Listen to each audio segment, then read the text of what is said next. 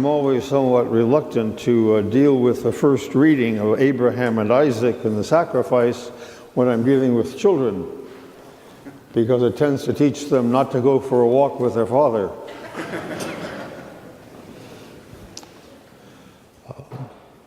On the second Sunday of Lent, the church puts before us always the transfiguration of Jesus. The first Sunday is always the temptations in the desert. The second Sunday is always the transfiguration. Why is that? The reason, I think, is because we want to have a sense of the goal toward which we're headed.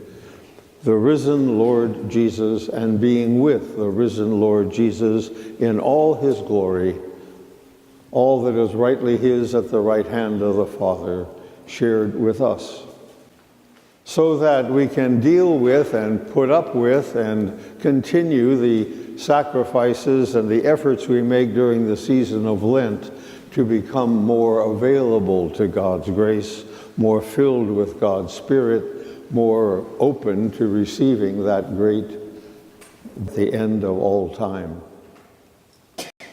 So it's a matter of having a sense of your goal, your mission.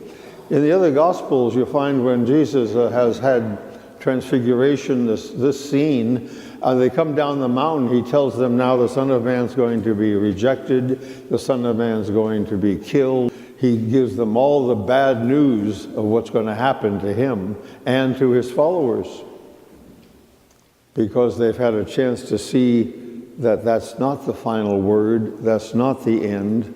The end is the glory of God that we all are given to share. But we don't see it all right now. We don't experience it here on earth. This marvelous theophany, this seeing Jesus in all his glory, that's not given to most of us. Few mystical saints, maybe. Most of us, we slog through life. We make the best efforts we can. We try to have some better openness, some improvement in the way in which we live our Christian life, and especially focused during the season of Lent on trying to become more authentically a virtuous person before God. But it's always important, no matter what we go through in life, I think there are two things very critical. One is that God is never going to abandon us. That God is faithful in the face of no matter what. Abraham was asked to sacrifice his only beloved son that God had promised would be the beginning of millions. And Abraham was asked to sacrifice him. How does one explain that? Well, you can't explain that. In that course, infant sacrifice was what the Hebrews were against and what God was against, but it was common practice among the pagans of that time. And God did not do that. God said, no, take the animal instead. Make that a sign of your sacrifice, not your children. But imagine having to face that and yet hold out faith that God's faithful, God will see us through, God will fulfill his promises, even in the face of this incredible act of sacrifice. And that's true of whatever we go through in our lives. It's a matter of holding on with our faith that God will see us through, no matter what it is. That God will see our loved ones through, no matter what they're in the middle of. That God remains faithful, always, to his promise of forgiveness, his promise of redemption, his promise of being with us. As Paul says in the second reading, if God is for us, who can be against us? And if God doesn't condemn, who's around to do the condemning? But yet, that's faith. Holding on to faith in the face of whatever goes on in our lives.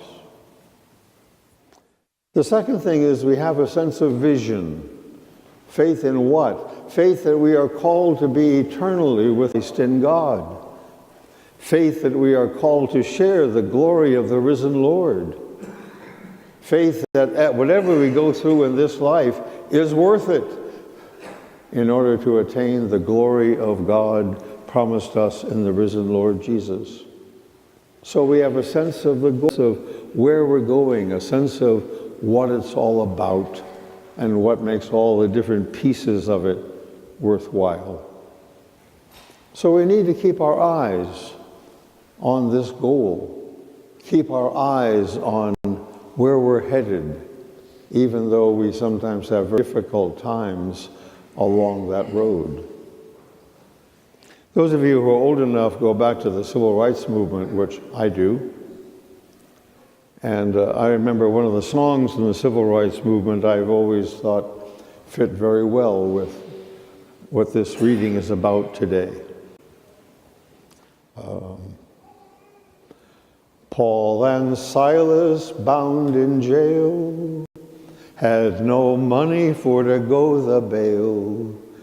Keep your eyes on the prize.